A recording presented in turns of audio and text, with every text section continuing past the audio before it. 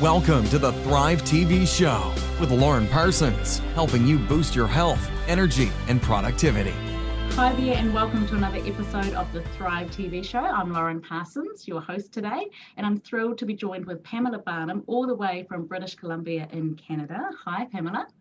Hi, Lauren. Thank you so much for inviting me. I'm looking forward to our conversation today.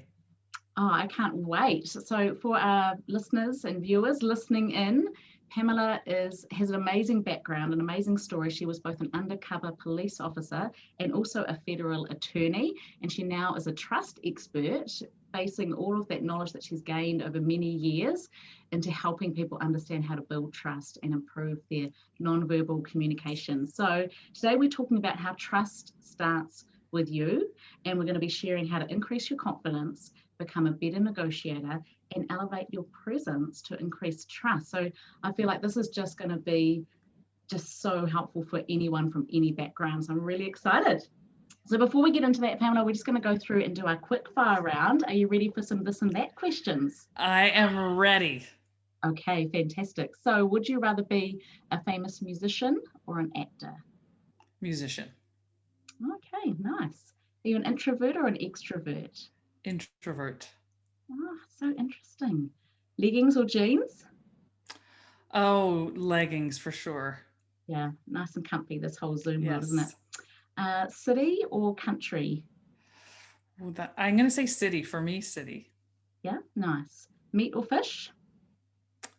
Meat. Okay, great. Would you rather visit Rome or Paris? Rome. Okay. Batman or Superman? Oh, Batman. Okay. And beach or mountainside? Mountains. Oh, I thought you'd say that because I know that your son skis. So Yes.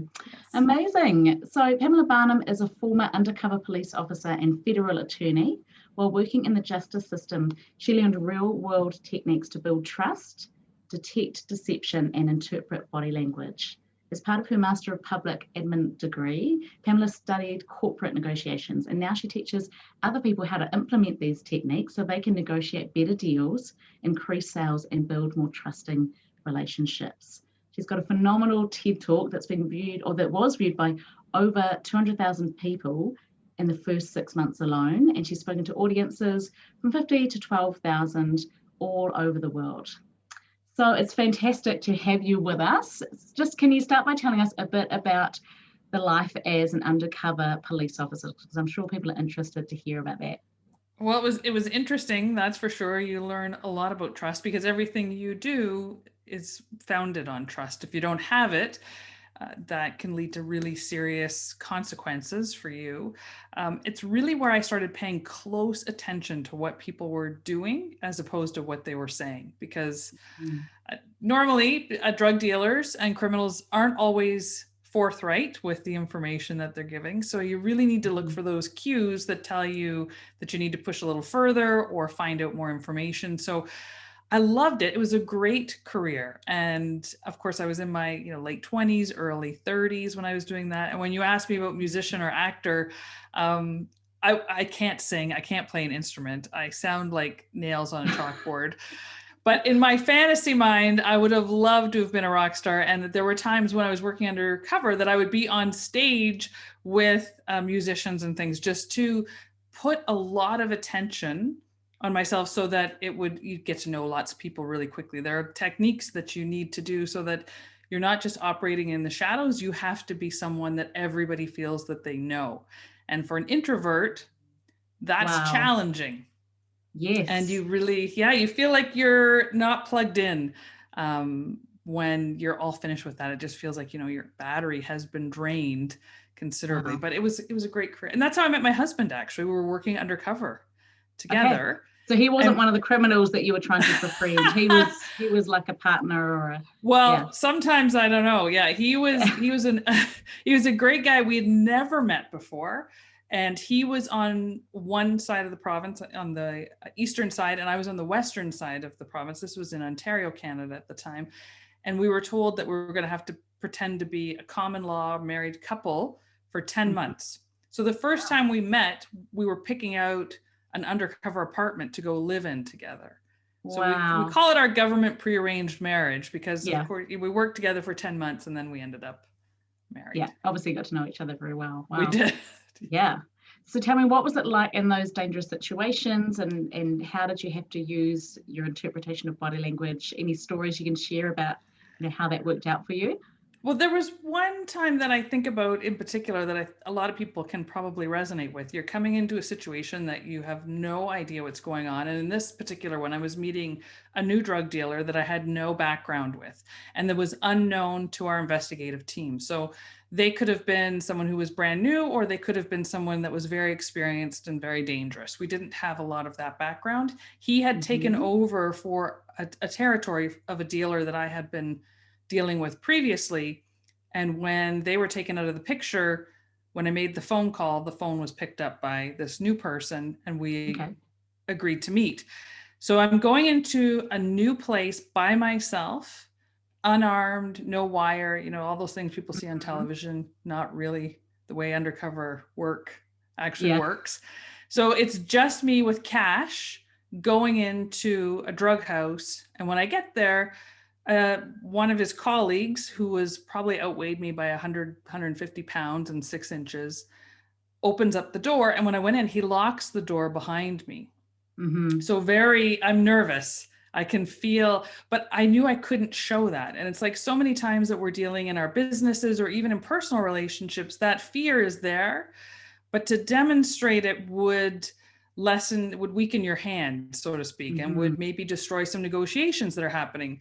Or in my case, worse, it could have resulted in some serious bodily harm. So I had to portray who I was being in that moment, which was a very confident, well-versed drug dealer in that moment. And that's how I had to come across. So my posture indicated that, my facial expressions indicated that. And at the time, I don't think I was cognizant of any of that. It's only when I go back and think through some of the situations I was in, like before I jumped out of a moving car, when I'm locked in the house, and when I do these things, what are the things that I did leading up to that? And what did that look like? So I've taken a lot of time to dissect that. And we'll go through some of those strategies, I'm sure, as we talk more. Yeah. And I know that you obviously then went from that into being a federal attorney. So tell us about that shift. Well, I became pregnant with my son. So my partner now is my husband, and we've decided to start a family. And buying drugs for a living as a mom, not really, it's not a mom-friendly job. There's not much to talk about with the other moms at the soccer field, so there's really not a lot going on. So I knew I was changing. I was already in law school and I was just about to complete law school. I was working full-time as a police officer, attending law school full-time, and now I'm pregnant. So I know that I'm going to shift out of the drug unit. And I was offered a position in a fraud unit, which was great, but I knew that I wanted something a little bit different. And I was fortunate that I was able to take my benefits and my seniority, et cetera, with me when I transferred within the same ministry, the Ministry of the Attorney General, and took a position as a prosecuting attorney. So that's how that all worked out. And then that was provincial level. And then I took another job with the federal Crown Attorney's Office or federal prosecutor's office. And that was a great experience as well. I worked with amazing people on both sides of the courtroom, and fabulous experience. Yeah, amazing. I can imagine having been on the street to then being able to, tie it together with the other end of the other pieces of the puzzle, putting it all together. Yeah. Very helpful. So today you're going to share with us some tips around, all these things that you've learned. And I want to start by asking, how do we increase our confidence? Can you tell us about that? When you mentioned trust starts within, I really believe that is the key to everything. And, we all hear about mindset and working through things and having that inner confidence, and it all sounds really great. But then when it comes time to do it, so often we've had setbacks or we've tried something in the past and we don't really trust ourselves to follow through, or we start having, imposter syndrome sneaks in and we tell ourselves all of these things. Of course, I have all of that as well. I don't think there's a human being alive that's self-aware that doesn't have those feelings that happen. So how do we work through them? Well, there's some interesting research around how our brain works with our body. So it's more than just telling ourselves or saying affirmations. Those are all important things, and working on your mindset, very, very important. But there are things that you can do physically that will elevate your testosterone, lower your cortisol, so your stress hormone, and increase your confidence hormone, so to speak. And it can make a shift. And that first part is posture. And it seems ridiculous to think, oh, you know, my mom told me to sit up straight, or I go to the chiropractor or massage therapist, and they're always talking about posture, and that's all perfect. But there's a bigger reason for that. And that's because it's really connected to our brain in a way that most of us don't even think about. Amy Cuddy did an incredible TED Talk on this. And if your viewers haven't seen it, I would strongly recommend they watch it. It's very inspiring.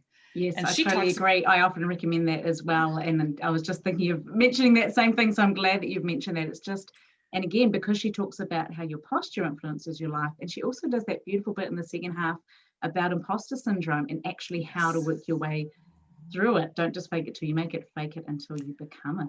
So exactly. And that really shows up in our body language. So I call it display, decode, and detect. So the display part is how we come across to other people. Everybody is watching that. So one of the things that Amy talks about is, you know, the power pose. And you mentioned Superman and Batman, and, you know, I think of Wonder Woman and Superwoman as well, and this hands on the hips. And the thing is, you have to have your fingers forward and your thumbs behind. If you do it in reverse, where your thumbs are forward and your fingers are behind, it's more like your mom waiting for you because you're late from curfew and she's leaning in to scold you in some way. This other position, arms akimbo, like this, really will elevate. Now, the thing Amy did with her research, and she's a Harvard researcher, and she was criticized for this research. And actually, some tried to duplicate it and claimed that it didn't work. But I think a lot of that was because of the notoriety that she had, and oftentimes jealousy and many other things come into play, especially in academia. So she repeated the research and came up with the same findings. And that is, we see a slight elevation in testosterone, a lowering of cortisol, and that sends a signal to our brain that we feel more confident, even though in the beginning we're feeling not confident, we're feeling self-conscious, we're feeling nervous, we have all of these things, but our brain can be tricked, is probably not the right word, but the science around how all of our neurons are firing changes with our hormones. So she said to do that for at least 2 minutes. Absolutely, yeah. And I think of it as influencing, perhaps not tricking the black brain, but you're influencing. And so this is great for people to use before you head into any high pressure situation, isn't it? You know, whether it's a first date or an interview or even a phone call that you've got to make, things like that, you know, being able to just find space to stand with your feet firmly planted and just take up your space. As you said, that Wonder Woman belt buckle forward, fingertips on the front. Like you said, I like that tip. For 2 minutes, we know it changes the body's physiology and it changes the way we show up. I actually sometimes do speech contests. I'm a member of Toastmasters, which is something that I volunteer for. And so before speeches, you know, people are really nervous usually. And so just standing and breathing, we know shifts the physiology and helps us to perform better in the moment, doesn't it? It does. And you brought up a great point with the feet being firmly planted, hip width apart. I call it the ready position. In policing, you learn firearms in the ready position with one foot just slightly ahead of the other, but in that feet being hip width apart, again, steadies you, gives you grounding, and helps you have that confidence and display the confidence to others. So when they're seeing that, you're not slouched over, you don't have one leg crossed in front of the other, or one hip sort of, you know, doing the fashion model type look. That doesn't exude confidence and competence and knowledge.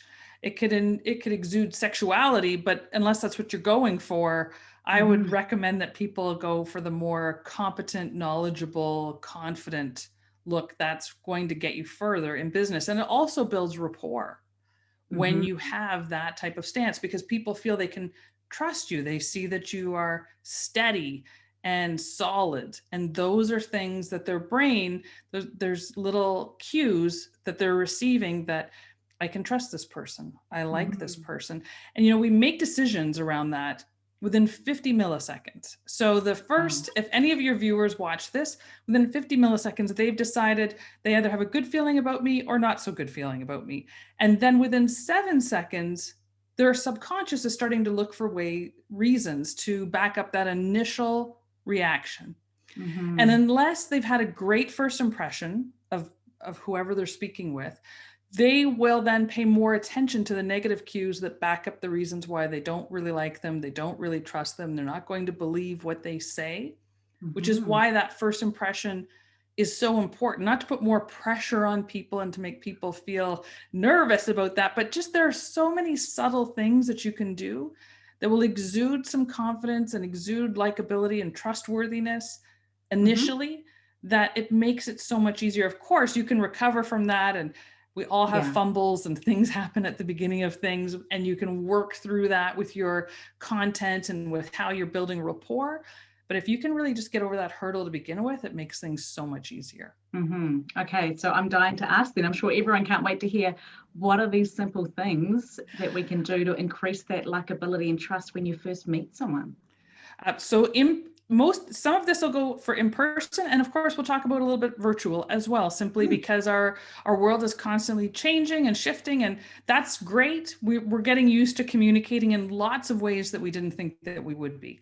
So both mirroring can happen both online or virtually and in person. And I don't mean the creepy kind of Simon Says, you move your hand, I move my hand, you move your hair. All of these things that people think is mirroring is not really. It's just an awkward maneuver. But if you can really work at just subtly mirroring the person that you're speaking with, it will make an enormous difference, because it's sending a signal to them that you're like me. And when someone is like me and similar to me, then I start to like them and trust them more. And that's what we're doing with mirroring. So here's an exercise for people to use more in person. And this will be a really good gauge, especially if you're in a serious negotiation situation or something where the stakes are a little bit higher and you just want to gauge where you're at. So when you're having the conversation, you get that baseline where it's usually a little bit of small talk at the beginning, and you're getting to know each other and you're having this conversation, or maybe it's even about the business or something that you're discussing in that moment, negotiating about. And after about 3 or 4 minutes of that slight mirroring, so something gets moved on the table and then you slightly do something similar, or legs are crossed at the ankles, or all of these small little movements that you can make that happen, within about 5 seconds of the other person doing it 10 seconds. After 2 to 3 minutes, if you've noticed, and you get that feeling, we all have it, where it's like, this seems to be going well. And then, but there are times where we've told ourselves that, and afterward we realize things were not going all that well. So here's how to test it, and this will work every time. You subtly change your body language in a larger motion. So you may open your arms up a little bit more, you may uncross your legs, you may adjust in your seat, or if you're standing, you adjust, and watch if the other person does the same. And if they do, you have established great rapport, and things are going well. The negotiations will go a lot easier. If it doesn't work, you have more work to do. So you need to start, leaning in a little bit more, having more open body language, listening so much, active listening, really, really important. But for me, it's also about actively observing, and you can see the expressions on someone's face. And I always encourage people, within 5 seconds of the stimulus that you've provided, so maybe you've mentioned what the price is, or what the progress timeline is going to be, or something else that you're discussing. Once you've given that stimulus, watch for an expression change or a body movement change. Now, one thing is not indicative of anything, but when you have 2 or more cues, that should really increase your awareness about what's happening within that negotiation or that conversation, and where you're at on the trust scale that you're trying to build. So interesting. So you're saying we can just gently just mirror, really, imperceptibly somewhat mirror the other person, and then make a movement and see if they end up mirroring back, which is what should naturally happen if you're actually in sync. This is so interesting to me, because I feel like I know a lot of this, I've heard this before, but I feel like I've not been actively applying it over weeks, months, years. So it's really interesting to me to just think about this. I know that now I'm going to have my antennae switched on to be more aware of the way that I'm interacting with people in future interactions. Because it is so interesting, just that the mirroring and how we do naturally do it, I think, without thinking about it, but it's powerful to just be a bit more intentional, isn't it? It is, and it's great for de-escalating situations as well. And of course, you can take this into your personal relationship. So everything I'm discussing applies both professionally and personally. So if you're in a conflict situation, which we've all been in and will probably be in the future at times, one way that's been proven to de-escalate is to just take a few deep breaths. And it doesn't have to be really obvious. But you're just taking a few deep breaths. And again, the other person will sense that and it will start to de-escalate the situation, which is really important. And you can, I have a teenage son. So all of these things, if you can get them past teenagers, you're laughing. So it's, to use these techniques in important situations, I think is really, really important. Now it's funny because my son knows, he's heard me speak many times, and he's read some of the same books, and he's interested in a lot of the same topics. So it's pretty funny. He's like, Mom, I know what you're trying to do. I know where this is going. But it still works, I'm sure. Like that's it the thing. Still works. Even though you both know what's going on, it still works. Yeah. It still works. So tell us about some of the ways that we can use these tools in a negotiation, whether that's a formal negotiation or just, all through life, we negotiate things, don't we? We do, absolutely. And the first thing is to really establish a baseline. So to have that small talk, that conversation that's really nothing is on the line when you're having that, because you want to have that baseline. You need to have that baseline so that you'll know what to look for. If you're looking for deception cues, if you're looking for cues that indicate that rapport is being built, it's really important, because if you just launch into something, you're not going to have a baseline to really compare things to. So when I was working as a police officer and I would be interviewing someone, a witness or a suspect, of course, and you can watch polygraph operators do this as well. There's probably several different videos you could check out, and they have really, where are you from? Where were you born? Unless you're dealing with a sociopath or a psychopath whose psychology is very, very different. If you're just dealing with the average normal person, which is more than 90% of the population, this will work. And when you have that baseline, you will understand that, okay, now I've said something and all of a sudden their demeanor changed. Now their feet are wrapped around the legs of their chair, or they've put papers or their purse on their lap, or they've moved something. So in an in-person interview or negotiation, it could be realtors or financial people or anybody. When you're meeting, and let's say you're having coffee, and if we're enjoying it and we're having our coffee, and then I put my coffee cup between us, and I don't intentionally do it. It's just, it's always been off to the right-hand side. I'm right-handed. And then you have said something or asked me a question about something, and it's put me off. I may not even register myself that I'm a little put out, but I then move the coffee cup between us, or I move the pen or the paperwork.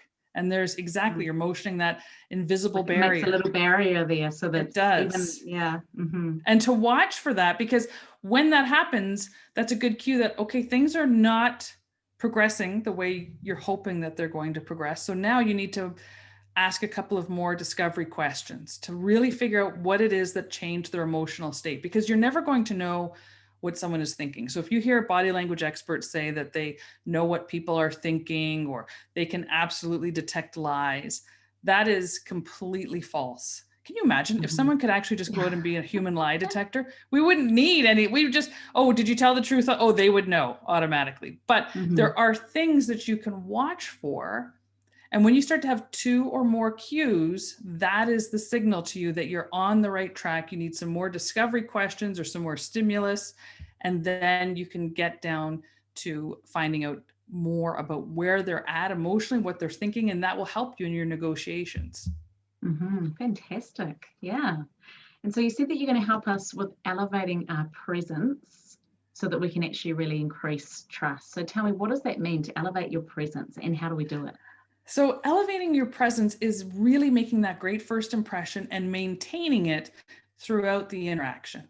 So one of the things is to have an open body language, open posture. That's really important. It demonstrates a couple of things, and people will decode it in a number of different ways. The first one is clearly just as it sounds, open.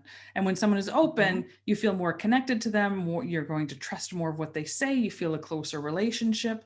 The other thing that it's sending to them is that you have some competence around what you're discussing. You don't have anything to hide. You know what you're talking about. These are important cues for people if they're going to agree or come on side with your negotiations or see exactly how you're coming at something so that they can better understand, and that'll help you move closer to where you want to be in the discussions or the negotiations. The next thing is being really visible and elevating our presence, especially on virtual. Lauren, your lighting is wonderful in your cameras, and I think it's so important, and you've probably had many conversations with people around that. If they can't see you, they can't see your eyes, they can't see what's happening, or there's a lot of shadows. Again, our brain starts to interpret that, because what we can't see and what we don't know, it can really send messages subconsciously that now that person is looking for other reasons to not trust or to wonder what's going on. And then again, our appearance. I know that it sounds shallow and there's many different things, the schools of thought around that. And I think you have to be who you are and be authentic to who you are, but just be the best who you are. So if that's being more casual, then casual is great, but really be aware of your audience and who it is that you're connecting with and what they're looking for. I always encourage people, be you, be authentic, but really dress for and present yourself, that presence that we're talking about, so that it fits the situation, especially virtually now. People are home, they're wearing their pajama bottoms and slippers and that sort of thing. And again, our brains will really key into what we've done. So if we're dressed professionally and you're dressed in a beautiful suit jacket and you show up and you feel professional, that's going to come across. I wear dress pants and shoes and every time I do video, because it sends a message to my brain that puts me in that position. So if I were going to meet you in person, I would likely dress exactly the same way as I'm going to dress online. And that's part of the presence that's really important. I've seen some funny videos of newscasters not wearing pants, or somebody getting up and they're not wearing pants. And, it's funny for those little jokes, but they've destroyed their credibility. And it's tough to get back from that. So I think really put that forward. It can be uncomfortable, but it also really, I think, sets us up. So many of us now in the current phase that we're in are not getting out and connecting with as many people as we would like in person. So if we dress the part and feel a little bit more like we're actually there and we forget about all the other things going on in the background, it can take our mindset to a new level that, again, starts going toward establishing trust. Yeah. And I feel like it's respectful as well, I think that dressing in a certain way shows a level of respect to the people that you're interacting with. I can remember once actually driving to a meeting and I was halfway there and I looked down and I realized I was wearing like my around the garden, like gardening clogs on my feet. And I was like, oh no. And I just had to turn around and go back and actually put on proper shoes. And it was just one of those things I just been in a rush to get out the door. And I was like, no, I cannot go to a meeting like this. This is just, like obviously I could have laughed it off, but I just felt like, no, it's just not professional. It's just not respectful towards the other person as well. So I absolutely agree. And some people have built a brand on a certain look, a certain way, but I'm not Steve Jobs. So dressing the exact same way every day in the black turtleneck and jeans doesn't work for my particular brand. It worked really well for him. Brene Brown is another one who's wonderful. She's a lot more casual. She's a social worker and comfortable, and that's her brand. And I think that getting really crystal clear on what your brand is as a person and following through, and again, like you said, demonstrating respect for the people that you're connecting with makes a lot of difference. Fantastic. Now I have a question that came to mind before. When you're talking about being open, what do we do when we just are feeling nervous? Like we feel like maybe our hands are shaking, or maybe we feel like we're blushing, or we don't feel comfortable to just walk in and be open. how do you deal with that in the moment when you realize that your natural body language is that you're wanting to hide yourself or cover up, and that you should be open? How do you work through that? And we've all been there for sure. And that happens. And it's really practice. It takes a lot of practice. So I'll give you an example. Before I did my very first jury trial, so I have 12 people judging everything I say, judging how I look, how I use my words, how I present the evidence. And of course, they're judging everyone that they're hearing from, and even the ones they're not hearing from that are sitting there. That's their job. They're the trier of fact and they're judging. And I knew that, and I was terrified. I had a really serious case that was going to jury.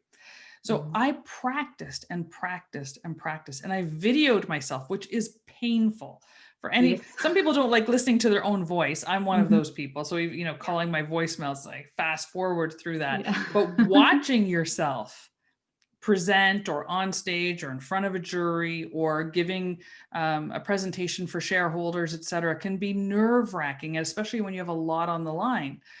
But practicing beforehand and really catching those verbal tics or those physical tics that we all have. I've seen people put their hands on their pockets and jingle things around. I've seen people play with their hair over and over again. They're pacifying by rubbing parts of their clothing or their jewelry. These are all things that we do when we're nervous, and we don't even realize that we're doing it. The only way we can is if we watch ourselves. Now, especially today, I think everybody has a webcam or at least a computer or a tablet that can record them. So if you're going into a negotiation or you're doing something over Zoom or Skype, I would really encourage, and it feels weird. Yeah. It's going to feel super weird. But record yourself giving that presentation or having that difficult conversation or doing the things that are going to really put you in that space where you want to shrink and make yourself smaller.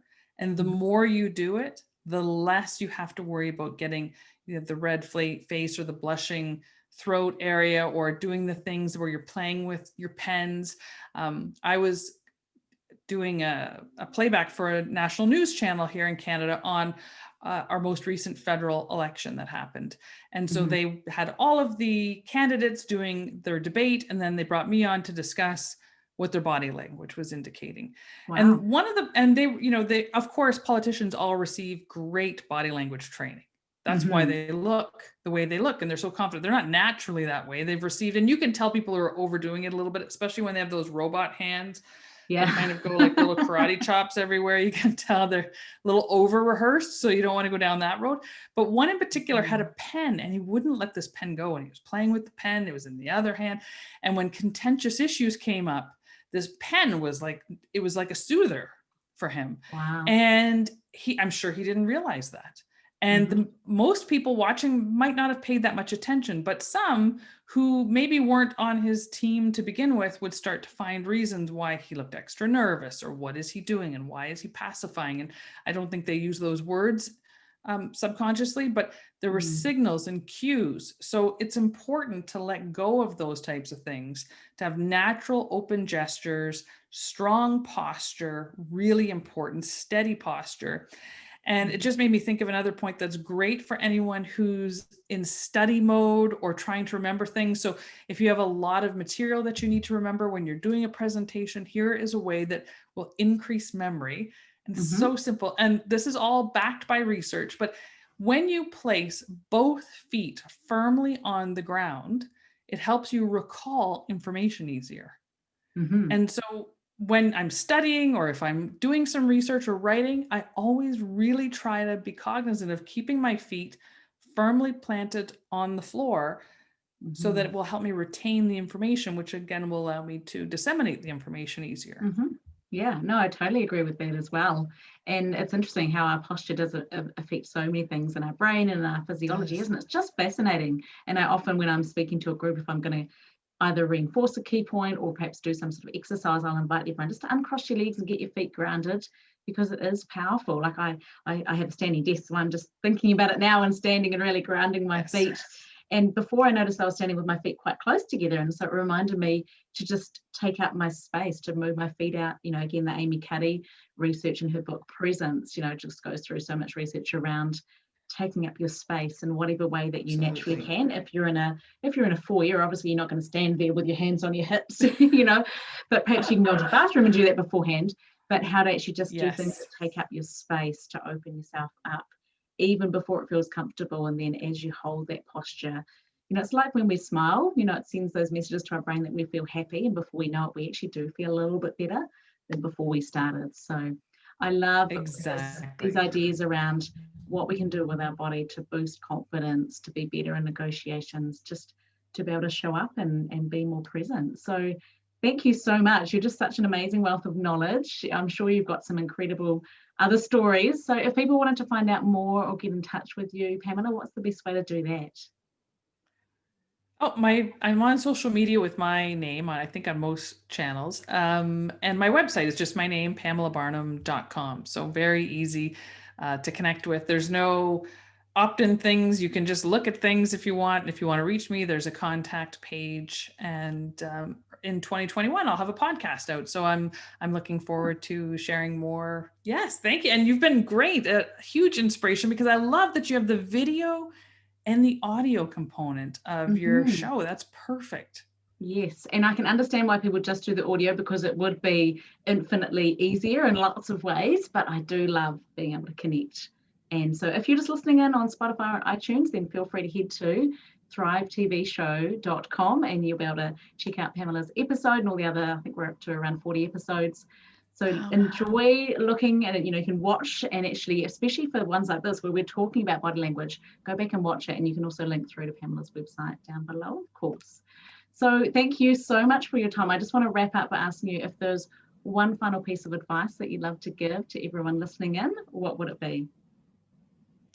I would say just trust yourself, trust that gut that's happening, that is sending you messages. You really need to pay attention to that, because when you have inner trust, then other people are going to be drawn to that, and building trust with them will be so much easier. It's when we're always questioning ourselves and we're uncertain that we send out that vibe.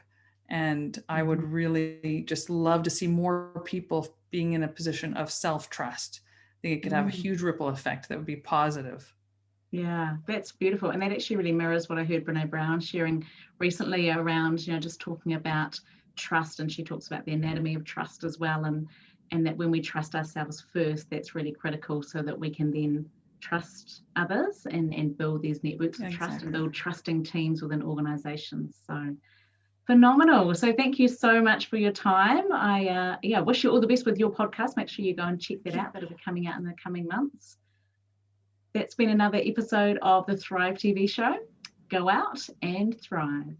Thank you for listening to the Thrive TV show with Lauren Parsons. Visit thrivetvshow.com to access the show notes and discover our fantastic bonus content. And be sure to subscribe so you don't miss the next inspiring episode.